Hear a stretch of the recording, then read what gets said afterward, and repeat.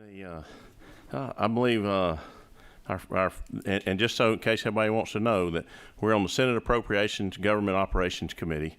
And I'm Frank Ginn, the chair of the committee. I'm going to ask our DOAS, Rebecca Sullivan, to come forward. And glad to have you here. I don't know what you did with Sully, but I can only imagine. So Good morning, Mr. Chairman, members of the committee, and Senate budget staff. My name is Rebecca Sullivan. I am the Commissioner of the Department of Administrative Services. Thank you very much for inviting me to speak on the recommended changes relating to DOAS programs. The DOAS amended FY23 budget information is reflected on pages 8 through 13, section 12 of your tracking document. There were two changes suggested to our amended FY23 budget. The first change reflects in 6 different tracking numbers, 38 through 43, starting on page 9. This change pertains to the elimination of the state general funds provided for the $5,000 COLA and all DOAS programs. The House recommended increasing funds, that's also reflected in tracking numbers 38 through 43, by authorizing the collection of additional revenues in each program in order to fund the $5,000 COLA. And while we very much appreciate the General Assembly's support of ensuring that DOAS has adequate funds to cover the employee COLA, however, in FY23 we will be able to manage the cost of the COLA within our existing business model and existing funds. The second change is to the risk management program, which is reflected on page 12, line 41.1. This is a one-time direct appropriation to meet the cost of excess insurance and projected claim expenses for the property program, and that's in the amount of $4.67 million. Those are the only two changes in the amended FY23. We do thank you very much for your continued support, and I'll be happy to take any questions you may have regarding these changes or related to DOAS programs. thank you. And I'm not sure, I think somewhere in your budget here you've got, you're going to bill some other agencies for some work. Two of our programs are funded through assessments to other agencies. That's the Human Resources Administration Division and the Risk Management Division. At this point, we will continue our existing funds, our existing assessments in those programs. The House has recommended increasing funds for the merit system assessment, that's the Human Resources Administration funding, by collecting additional revenues. That's a recommendation of the House. And if you did that, doesn't that, okay, if you're going to go pull money out of somebody else's budget, doesn't it have to be in their budget? And how would that work? Yes, sir. You raise a good point. Can you tell me what you're going to do? Where's the magic in that formula? Well, I think at this point we can absorb the cost of the COLA within our existing funds, and it's not necessary for us to bill additional assessments to the agencies in those programs to fund the COLA. So we can strike the House ad. Is that what I'm hearing? Sir, I think that you do what's in your discretion. I'm just trying to see what I got. You know, one of the things that there's some guy came up with a saying about fuzzy math, and I'm not really good on fuzzy math, but I just wanted to check. Let me ask my other committee members here if I can get Senator Anderson from his chicken biscuit this morning, or Senator Payne said from his facts and figures. Y'all have any questions you'd like to ask Commissioner Sullivan? Senator? Well, thank you for your report. Thank you very much. Glad to have you here, and hope you have a great rest of your day. You too. And get Sully up. Commissioner Hagler, I believe you're up. It's in with the banking and finance.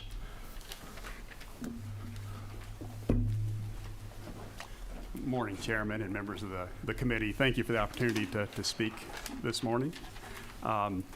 We are, let's see, Our item is section 14, banking and finance. I had page 18 of 42. Looks like we are item number 58.1.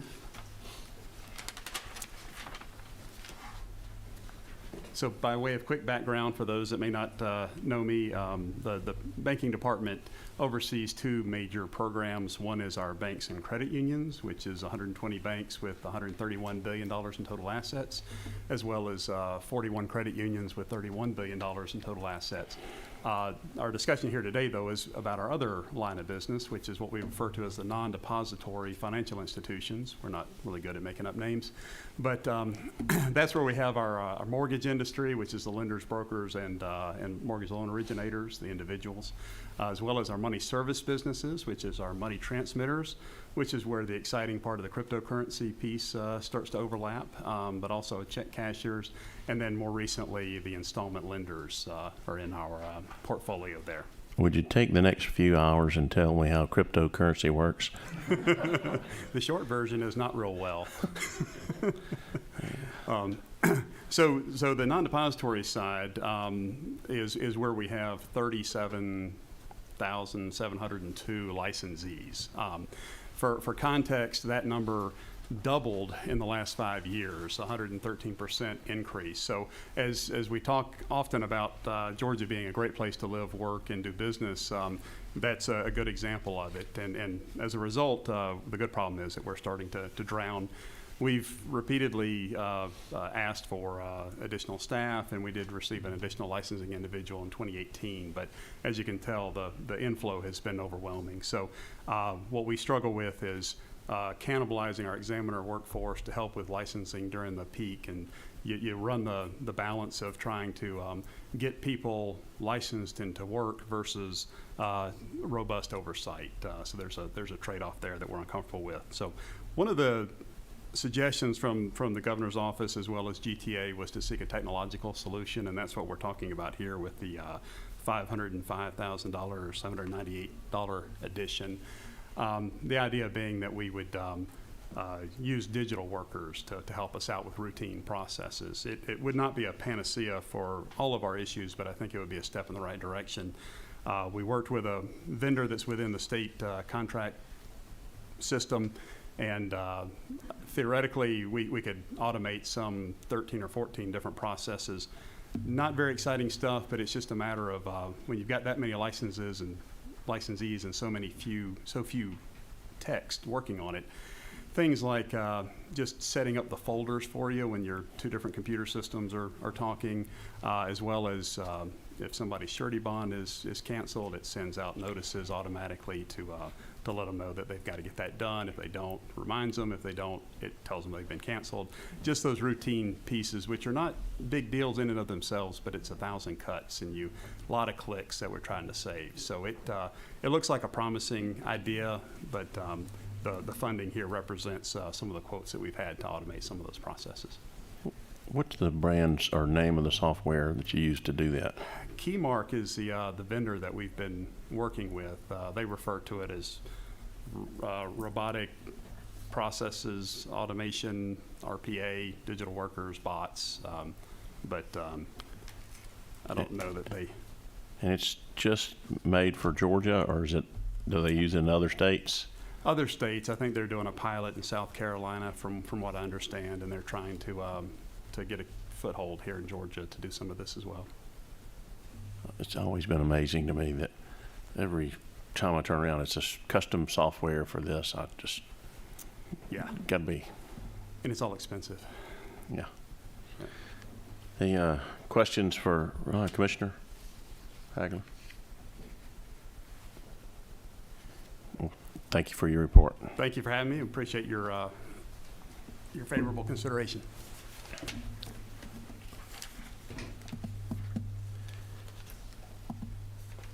Okay, let's see if we can get Ms. Hines. Come see us.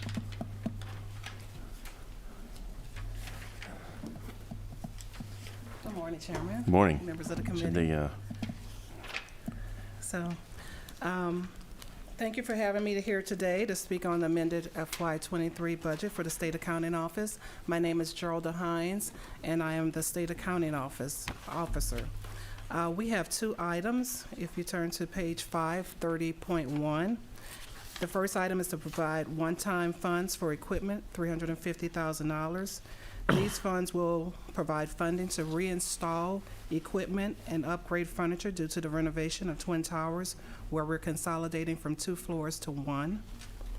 The second item on page 6, 31. Can I ask a question right here? Okay, nobody gets to rent free. We got a state-owned building though, and when you're looking at we consolidated from 2 floors to 1, how does that work out in your budget as far as your rent? We have not seen what our rent adjustment is going to be yet. We haven't received that documentation. What were you paying for rent? Do we know? We'll have to get back to you on that, to give a specific number. Is Sorry. in to consolidate those 2 floors to 1, what was the main, how'd you go about doing that? Basically, right now, we're on the 15th floor. They're totally gutting and renovating the 16th floor. We're going to move back up. We have furniture and equipment that we have to reinstall. But I mean, reduction in force, No, we're doing hybrid. So we okay, have, so you're working at home and, Yes. and everything's there. yes. Okay. And in doing that, are we gonna have a lot, I mean, I look all over the world after the pandemic, and we found out, guess what, we can do our jobs at home. We're gonna have a lot of empty buildings around the state. I think Mr. Marty Smith right there, the Georgia Building Authority, can probably tell you a little bit more about the buildings. Okay. I know we're going to be going to 1 floor, and we can manage that. It also helps traffic. Oh, yeah, Yes. a lot of things. Helps the planet, everybody loves it. And it we helps got? to retain the workforce right now. Well, thank you, sorry to interrupt. No problem. Our next item on page 6, 31.1, is to authorize the collection of additional funds for the 5,000 COLA that was authorized in House Bill 911. I will say that we do have funds to cover that in our current budget, but we do support the governor's recommendation and appreciate the House's recommendation also. And that's all I have. I can answer any questions that you may have. Good morning, Senator Halp. How are you today? No, you're quite all right. So glad to have you here. I'll go from left to right again. Senator Anderson. Senator Avenatarte.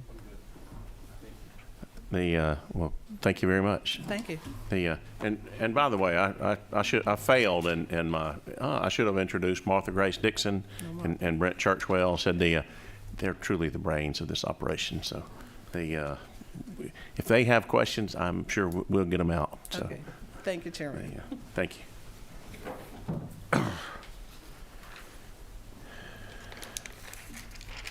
Okay. Last Friday I came to the Capitol, and it was amazing how specific on a Friday it was, and I just thought that's probably because a lot of people now teleworking on Fridays, Yeah. and just traffic's become light on Fridays. It used to be the worst thing. Mr. Marty Smith.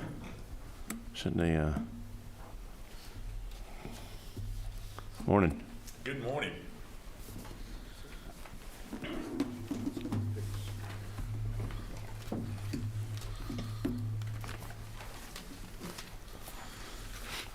Well, good morning, Chairman and committee members. My name is Marty Smith. I am the State Property Officer for Georgia, and it's a privilege to be able to hold that title and work here every day. I can assure you that.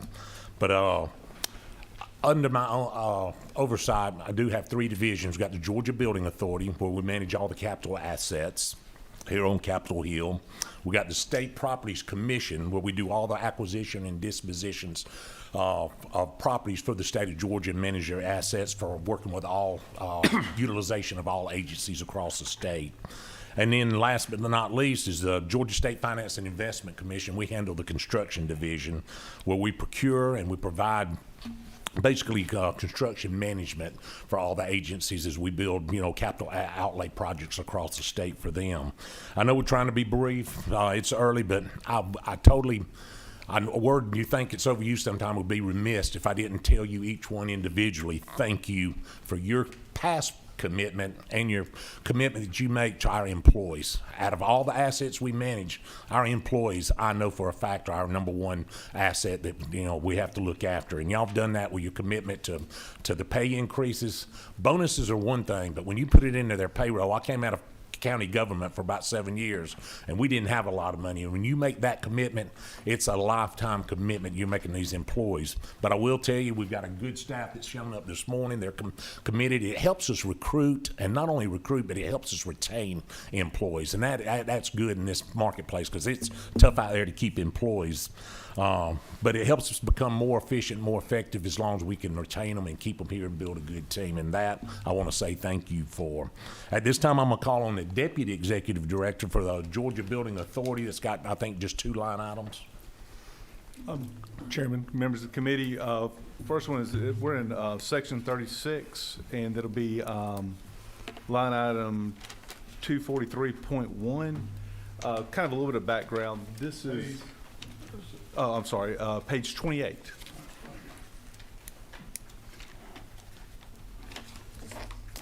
This is the governor's recommendation for $35 million for the demolition of state property from around the state. Kind of how this came about, OPB approached us last year about if there was a need to demolish some property, if some funds were available, would there be a need? Mr. Smith sent out an email to all the department heads throughout the state, all the different commissions, asked the agencies kind of trying to put together a program for that. We did get a good response for those. There was a lot of buildings that have been either underutilized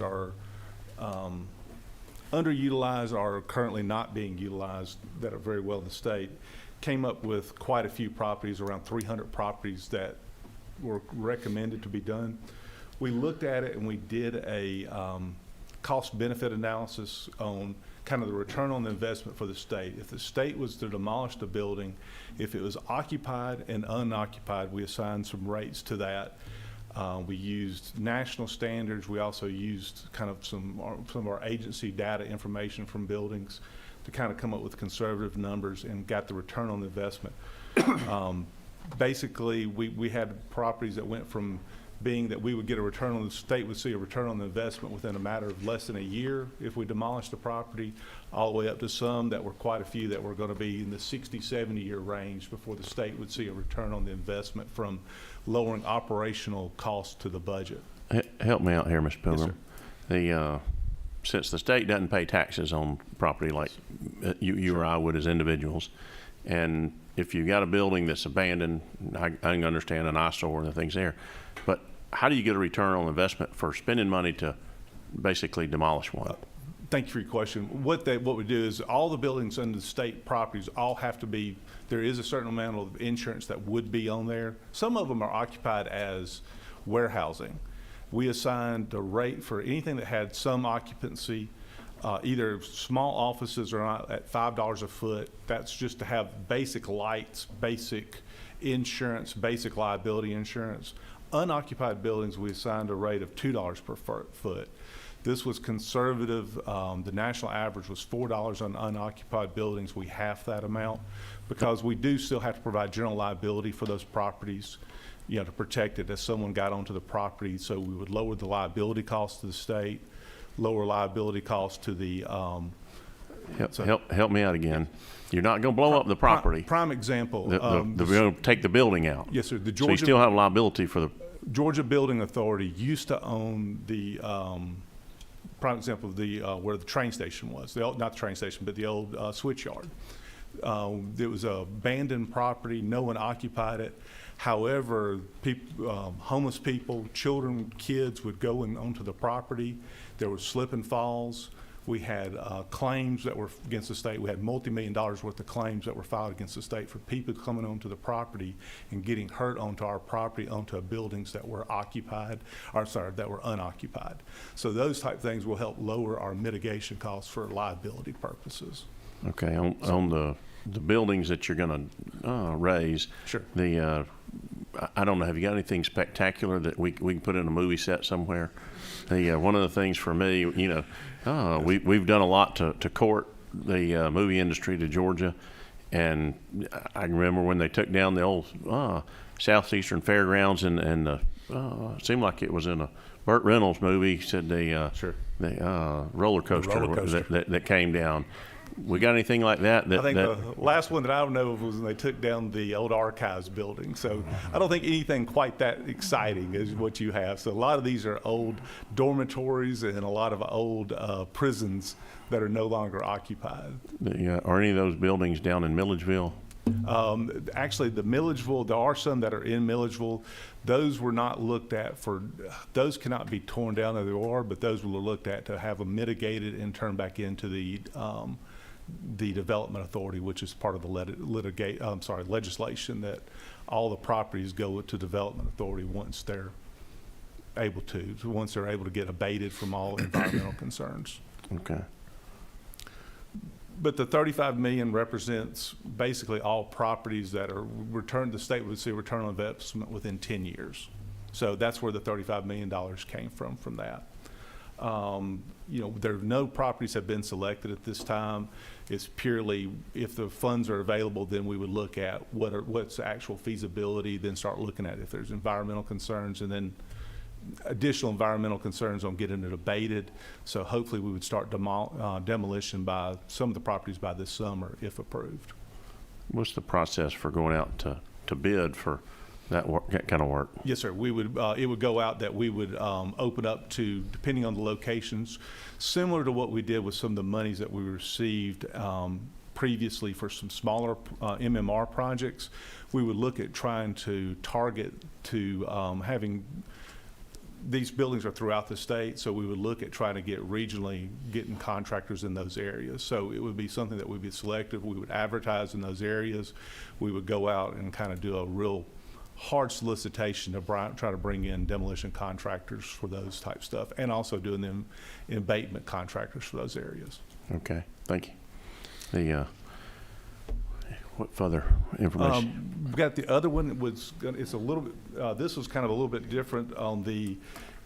This is for kind of basically a legislative redirection or authorization for doing an assessment for DJJ and Department of Corrections facilities throughout the state. Last year, the House and Senate and the governor appropriated $600 million to our agency to. We were tasked with two things. One was to build a 3,000-bed facility. We are in the process of working with the Department of Corrections on that. We just completed the assessment on that project. Should be going out for solicitation for an architect on that project within the next month, with a contractor in the next few months, with hopefully groundbreaking by the fall of next year to start building that new roughly $400 million facility. Very excited about that process. But the other project we were tasked with in the $600 million was we were given that there was a private prison in McRae, Georgia, that was estimated at $200 million that the state was offered to purchase. We were able to, with help from Frank Smith and the Properties Commission, we were successfully able to negotiate the purchase of that prison for $130 million. So the prison will be converted from a men's prison to a women's prison. We are doing that work right now.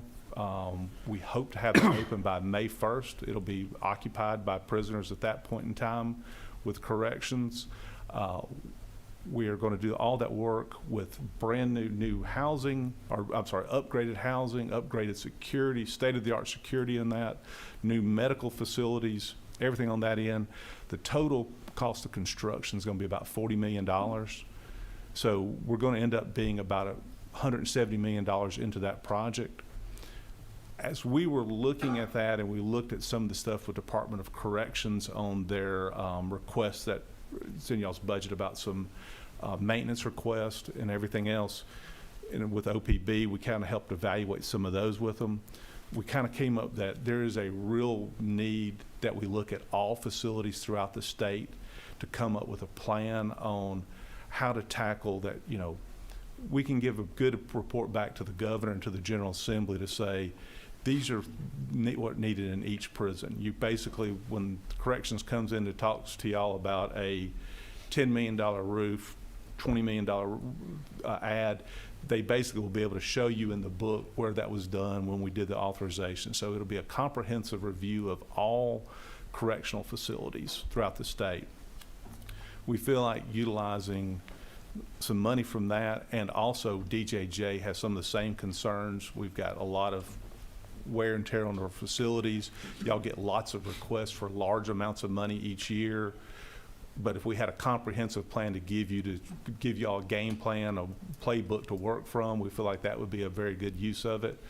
So we're asking to take just over $8.2 million and let us take from the savings of that $200 million that we were thinking we're going to spend, give you a comprehensive plan that y'all will have that we'll be able to provide Mr. Church will by September of next year. That way when OPB's come preparing the budget, working with the Senate, that we would have y'all a strong plan to work from to go from that. So we're kind of excited about that opportunity, that this was something that we think would be well spent. And like I said, the funds are there. Any remaining funds, which would be roughly around $20 million, would just be held for that $400 million project until we started construction and knowing what to do. So this would just be able to give y'all that and try to help work a little bit better for y'all to give y'all some more information. Questions from the committee?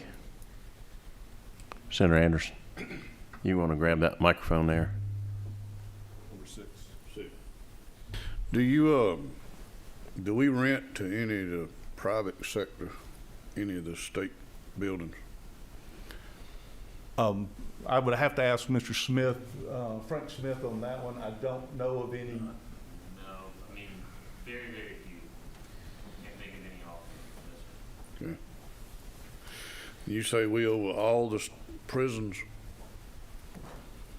Well, the prisons, State prison? there are some prisons that are rented that are, there are some private prisons that are under Department of Corrections, but we own all the ones that state employees are in. The Augusta prison, is it up to date? That I could not answer, sir. That's the reason we're going to be helping with the assessment. So this was kind of a new charge with us that that is one of the ones that we definitely would like to get in there with the medical facilities and everything that are in that location. That's what I'm talking about. Yes, sir. That is one of the ones that's actually one of our prime targets to make sure that we have a good up-to-date information on that facility.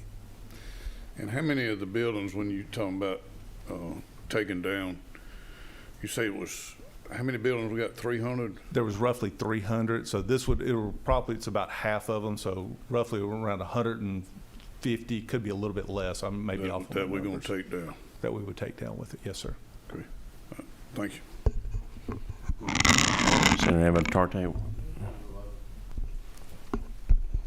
Thank you all for being here early this morning. I don't know if it's really a question. I think Senator Anderson asked it, but comment I do think that we have that, many properties kind of on the book that are basically, lingering as a liability, we're never going to use, whatever. I think whatever we can do, sooner than later to basically just get them off the books and removed and gone, and we can focus on, where do we need infrastructure and capital projects for the future. I think, would be good. So, I'll just comment. I just think that whatever we can do to increase that line item back to, I think, towards what the governor's recommendation would be, I would support.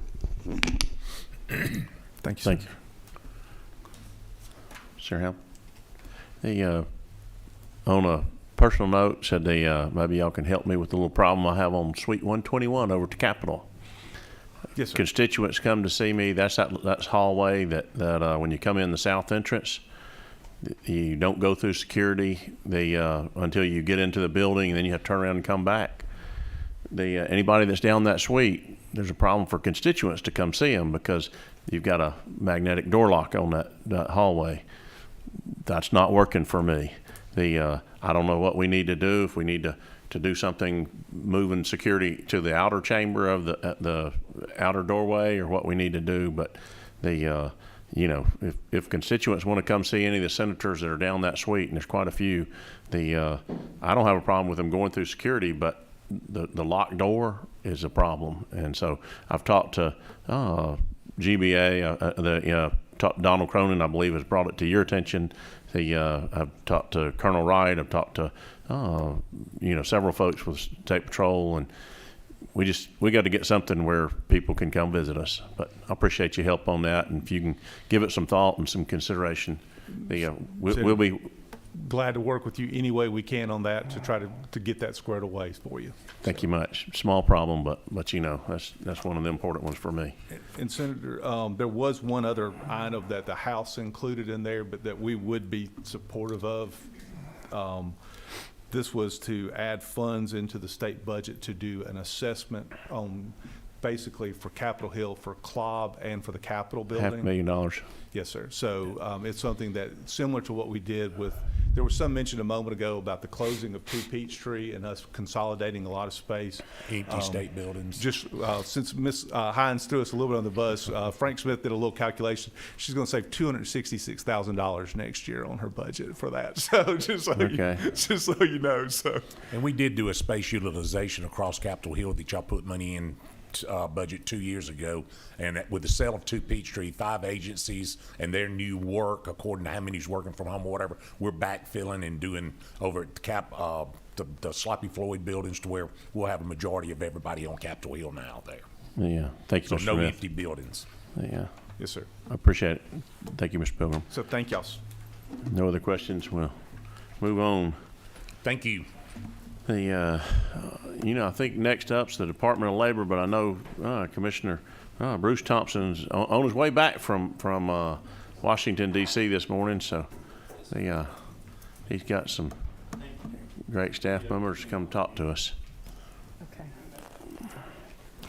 And I was kind of worried that we're going to have to watch him on a video. I just hope it's not a workout video. It's not.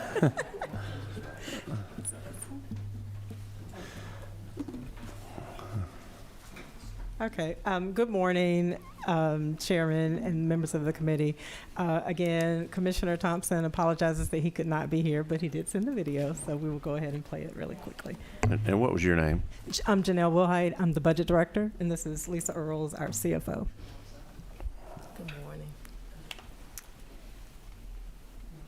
And your name was? Lisa Earls. Lisa Earls.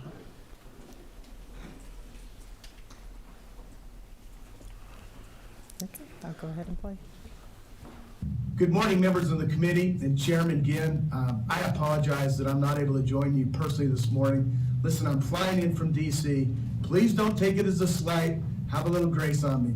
But listen, I have outlined many of the challenges that we have over at DOL, and we're asking for your help as you partner together so we can fix this agency once and for all. I've outlined a couple of those requests.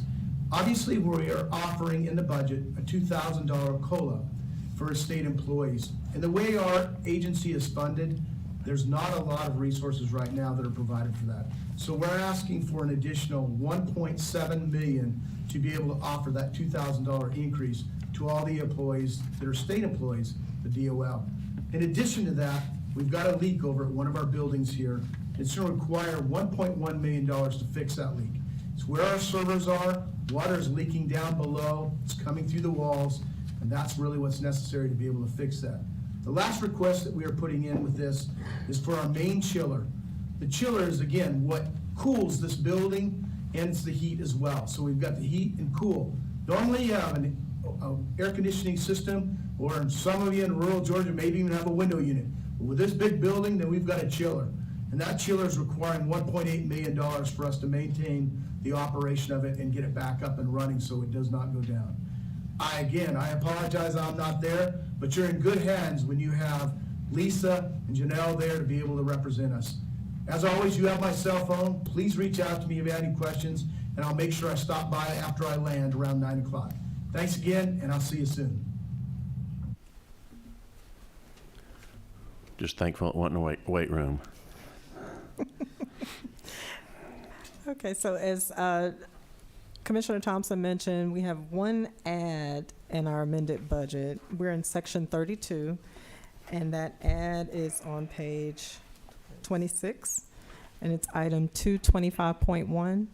And the House added funds for repairs and renovations statewide. As he mentioned in the video, we have lots of facility needs in need of repair across the state, and so we're very appreciative of the $500,000 and your favorable consideration as requested. And I can answer any questions you might have.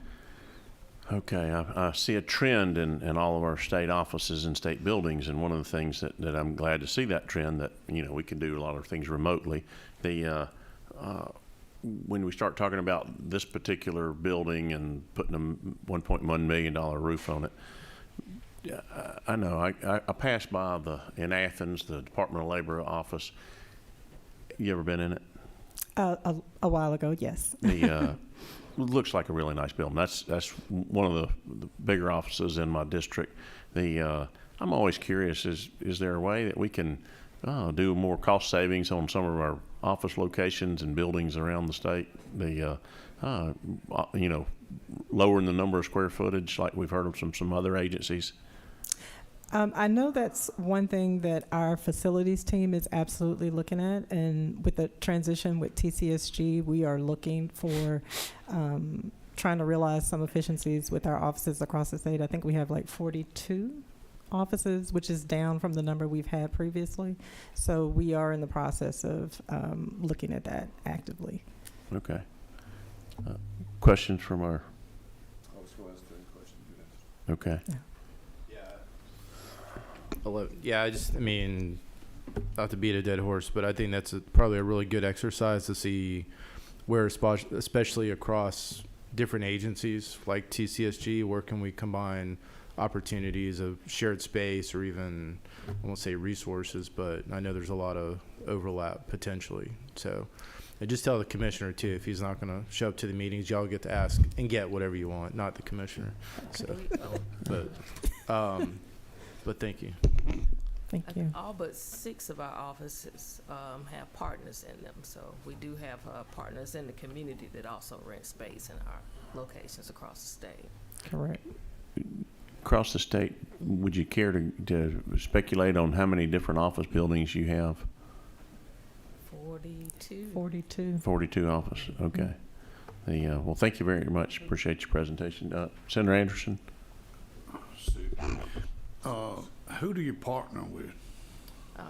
I'm just curious. Local workforce areas are in our locations. We have some other state agencies that are also located in several of our locations. So we've tried to work collaboratively with a number of external groups so that they can come in and help take care of some of our overhead.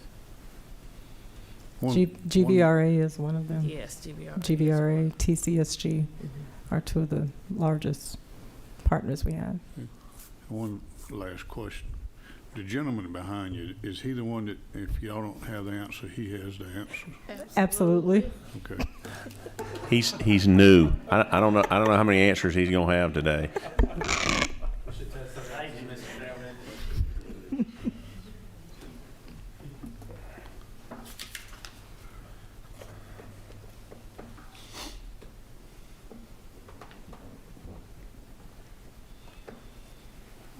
I got a question. In the 23 budget, your workforce development was shifted to TCSG. Correct. I'm thinking, okay, you've shedded those away from your agency. Is TCSG going to pick up the expenses for all those employees? They're supposed to. So that would mean it would be a cut in yours. Said they see what TCSG has requested. Kind of what's what. Thank you. Yes, yeah, that's the plan. Right. Well, thank you very much for your presentation. Thank Hope you enjoy the rest of your day. Okay, you too. Thank you. And the gentleman behind you, he wants working from me in my office. I think he'll do Oh, okay, good. I'm Yeah. glad you can vouch for him. Well, I'm looking around and I don't see Secretary of State Brad Raffensperger, but I see some other people from our Secretary of State's office. So if y'all won't mind, come on over.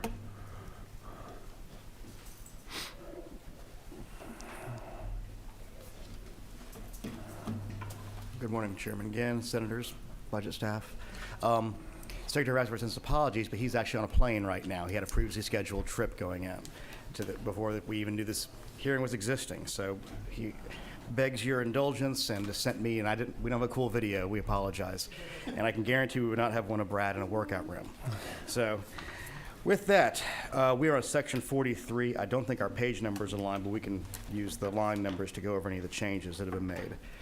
So in corporations, we are now in the 4th year of having no state appropriations come in. As you'll see on that line, total state funds for corporations is 0. And we are happy to do that using our retained revenue from expedites of items done for Georgians. You go to the next section, it's elections, and on that one it'll be labeled section 310. And there are 4 changes in the budget overall. 310.1 is to shift 2 existing elections employees to service directly the state election board, given the new construct of an independent chairman, no longer the Secretary of State. They need some support to do their work, and we support the governor's use of that. We have asked, hopefully in the 24 budget, to replace those 2 because right now we have a staff of 30 in elections. This is 2 of them, that's 7% of our workforce. And as an example, North Carolina runs their elections with 63 employees. We are very lean, so losing anybody is kind of tight. But we do support this because the state election board does need to do their work.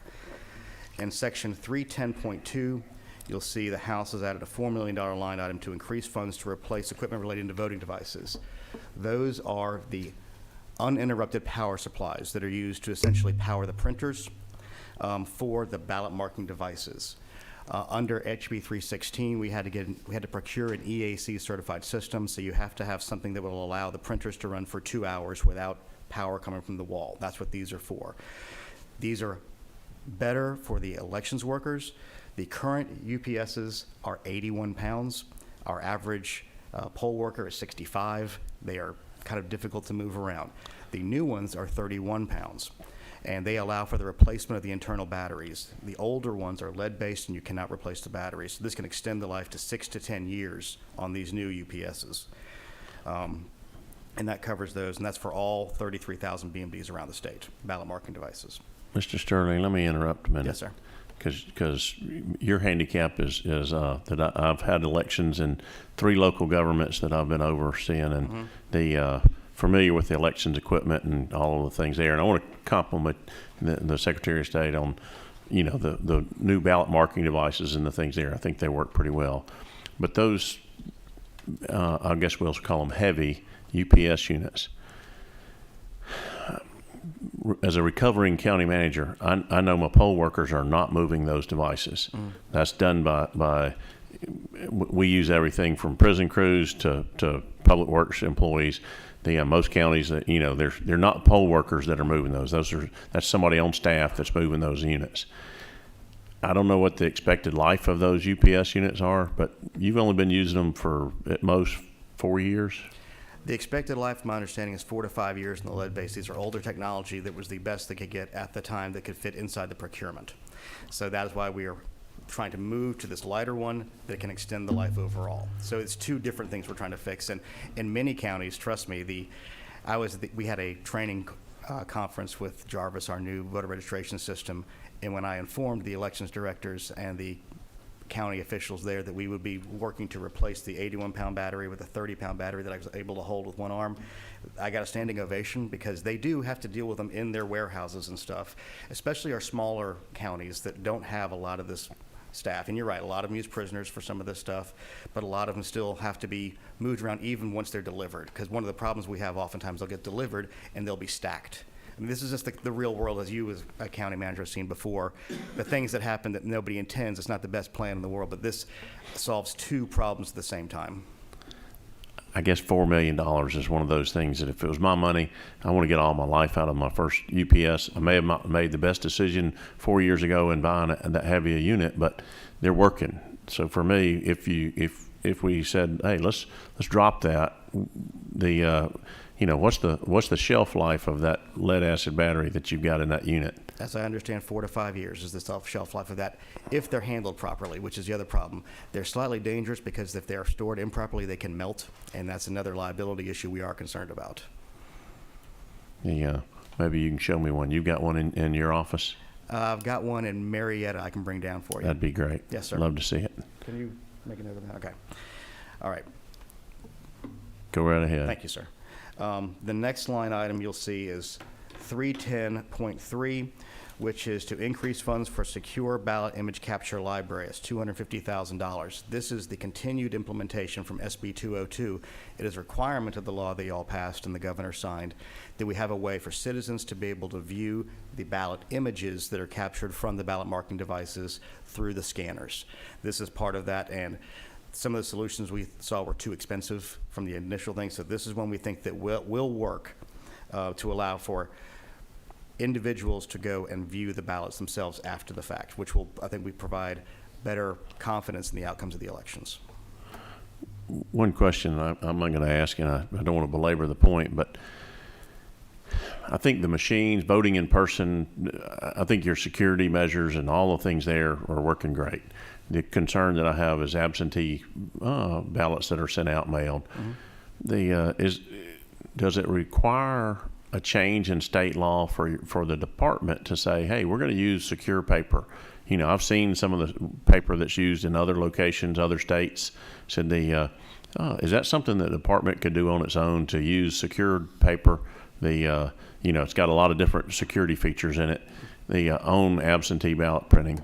SB 202 already requires us to use security paper on absentee ballots, and we began using those in the 2022 cycle. It uses something that requires, it's the same ballot paper that we use for the ballot marking device, which has a laser you can go over to make sure it is the exact thing. Part of our post-election auditing processes, we can review all that. So state law audit requires that we use that security paper. Well, when I come and look at your UPS, I want to see that paper too. Yes, sir. Thank you. Okay, now the final section is section 310.4 in elections, and that one moves up $650,000, and that's essentially for improvements to the new Georgia Registered Voter Information System, JARVIS.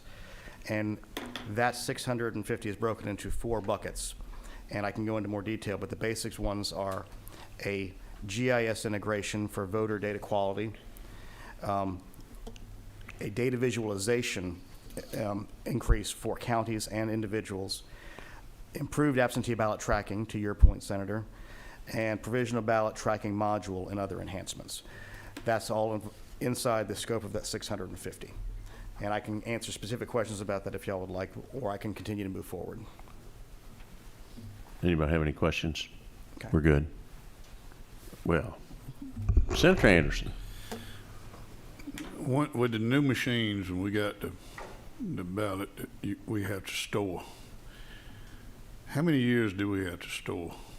Federal law is 22 months, state law is 24 months, and those are stored with the superior courts in each circuit.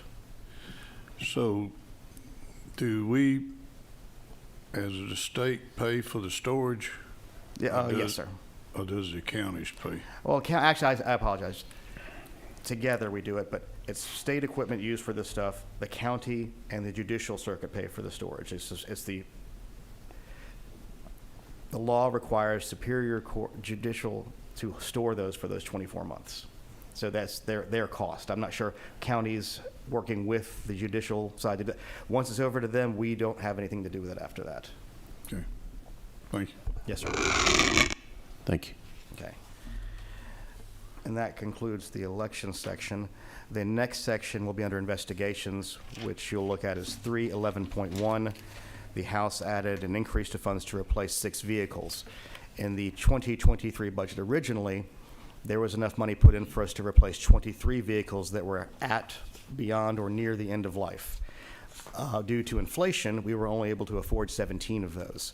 but the issue remains that those cars are still on the edge of life. So we requested $120,000 to replace those for our investigators and inspectors because they're in them a lot. And I believe that covers all of the, oh, there's one more change in the professional licensing board the House put in, I apologize. And this is in section 313.1, increase of funds for one-time funding for professional engineers and land surveyors board for licensing software migration. This is in conjunction with the engineers going off to become their own board. Sully's been asking for that for a long time, even though he was in bed earlier.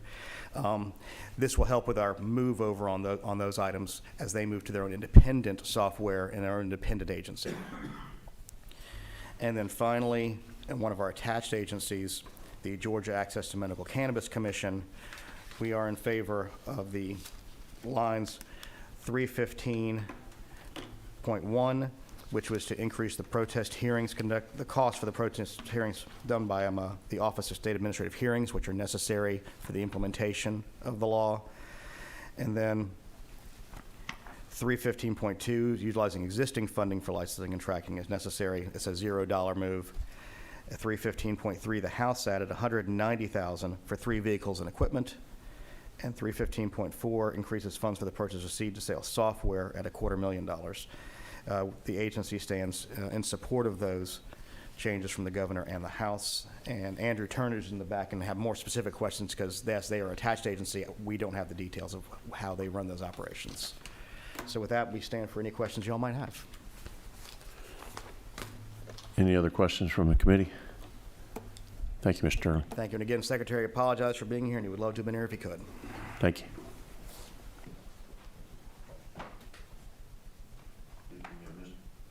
Speaking of Mr. Turnage, Cindy, why don't you come up and address us?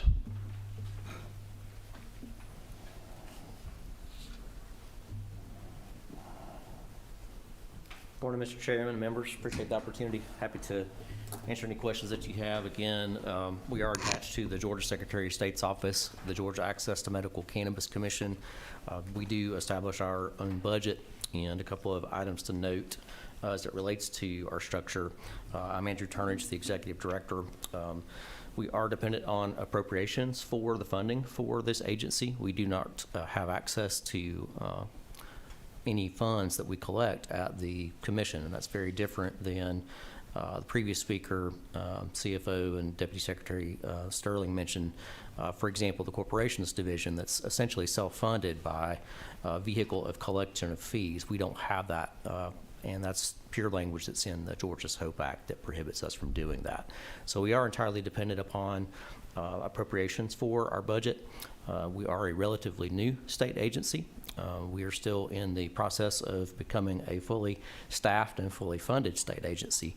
So the request that we have in amended fiscal year 23, previously outlined by Gabriel Sterling, does include items, and I'll speak to those briefly. The protest hearings, that's the first line that's at 315.1. That is funding to cover the cost of the protest hearings. Those hearings were conducted by Judge Stephanie Howells, and that is again at OSA. Certainly appreciate our state government partners there with Chief Judge Malahi and Judge Howells for conducting those on behalf of the commission. So that's the $120,963 item. The utilizing existing funds for licensing and tracking technology. Again, we're a new state agency. We do not currently have any legacy software, and so we are in the process of getting our licensing software in place for the agency. The last two items that you see, 315.3, is a request for 3 vehicles. Those are 3 Ford Explorers on statewide contract that we've asked for our investigators and inspectors to be able to utilize. The final item is 315.4, which is the larger item of $250,000. The seed-to-sale tracking software is a requirement outlined in the HOPE Act. All licensees have to report that data to the state, but we currently do not have a statewide system for that data to go into. And so I'll be happy to answer whatever questions that you have. I appreciate the opportunity to clarify those specifics. Thank you. The 2 that you had mentioned earlier this week about 2 locations, where will those facilities be? Appreciate the question, Mr. Chairman. We have issued 2 Class 1 production licenses. The first license is Botanical Sciences, LLC. Again, that's a Class 1 production license. Class 1 means that they can have up to 100,000 square feet of canopy space, and that's located in Tattnall County. That's Glenville, Georgia. The second Class 1 production facility is True Leaf Georgia, Inc. That's again Class 1, another 100,000 square foot canopy. That's located down in Adel, Georgia, and that's Cook County down in south central Georgia. I guess I'm a little bit behind the times, but to buy 3 vehicles to go to 2 sites in the amended budget, I know you're in the process of ramping up, trying to get more sites. I don't know how long it takes to get a vehicle, but it just kind of hit me like thinking, okay, you got any explanation for that? Happy to speak to it and greatly appreciate the question. Currently, the process to get a vehicle through the state contract is looking like it's over a year.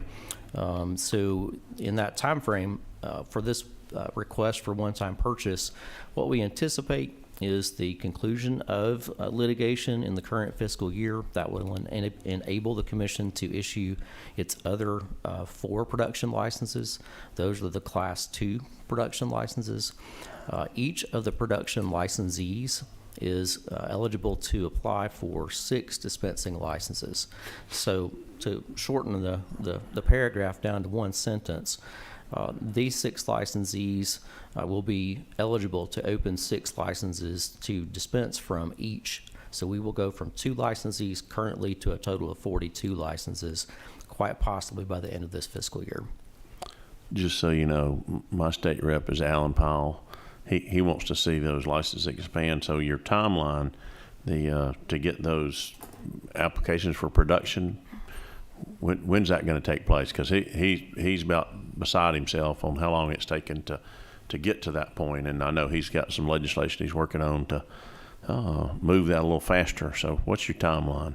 As far as the timeline goes, that depends on the litigation process itself and how quickly the courts move on dispositions for those. I'm certainly happy to provide you with an update. Anticipated the question, Senator, so I have a few copies of some timelines on what has been done so far at the commission. I'm happy to leave with the members so that you can see from inception to present where we are currently. Also, I'd like to provide you with a copy of an update on that litigation as it relates to the lawsuits. We do have 38 current lawsuits. 15 of those are ongoing. The work over the past year has been to work through the dispositions for those, and 23 of those are dismissed and closed. I'd just like to mention, Mr. Chairman, I would hazard a guess that there's probably no other state agency in the state of Georgia system that's faced the number of lawsuits that we have in the confined period of time that we have. It's been a heavy lift for the commission, and certainly the resources that you see in the request, for example, for the OSA hearings, is very much needed and appreciated. What are the objections you're hearing? Why are you getting the target on you so bad? Sure, I appreciate the question very much. So the HOPE Act only authorizes the issuance of 6 production licenses. It's a competitive application process, which means that to be awarded a license, your application is submitted into a bucket as a bid style. And the commission is required by law to treat that with the exact same process as bidders would be subjected to with a contract through the Department of Administrative Services. So for example, if there were a statewide contract to cut grass at all of the state parks across the state, that would go out for bid, and bidders would submit a bid, and so they submit their best and final offer bid on that project, or on that contract. In this case, it is a license contract, so it's a license to become a production facility. Since we are authorized to issue 6, and we had 69 applicants or bidders competing for those 6, we had 22 of those to submit a protest on the selection of the 6 that were awarded a license contract. So that's the angst, if you will, Mr. Chairman, is that you have a number of entities that have submitted a protest, which is a part of that DOS style procedure to issue the contract. Thank you. Any questions? Senator Anderson? The 2 that you've already approved, what stage are they? Have they already started? And when did they start? And don't they supposed to be in production within a year? Gentleman knows of what he speaks. Appreciate the question, Senator. You're absolutely correct. I'll go in reverse order. The HOPE Act does require the licensees to become fully operational. That's the language in the law within 1 year of the license contract award. And the commission issued those license contract awards on September 21st of 2022. Okay. So they have until this September to become operational. Do you know whether they on schedule in that process? Driving by, you can readily see that they've completed their legal requirements to get their buildings up, their fences up, their security in place, and begin the process of putting those facilities into operation. So you can see that anyone driving by can see that they're making good progress in that direction. Thank you. Any other questions? Appreciate your report. Thank you. I appreciate that, Mr. Chairman. If it's agreeable, I'll leave these copies with you or with your staff, and appreciate your staff as well for their efforts. Thank you. Well, as much as I'd like to apologize to General John King, said I will do that, said because I know he's been very patiently waiting over there, and I know he was not on our original agenda, but we're adding General King in here because he's always an exciting guy to hear from. So General King, come on down and join us and tell us what's going on there in the Insurance Commission office. And congratulations on your retirement. Thank you so much. And I say that in retirement from the United States military, not as our insurance commissioner. There's a couple of insurance companies that were looking with glee when they heard the announcement I was retiring, but I hate to spoil it for them. I'm not retiring from the insurance commissioner's job. And it was great to sit here and kind of watch and see how my other partners, come in and do the presentations.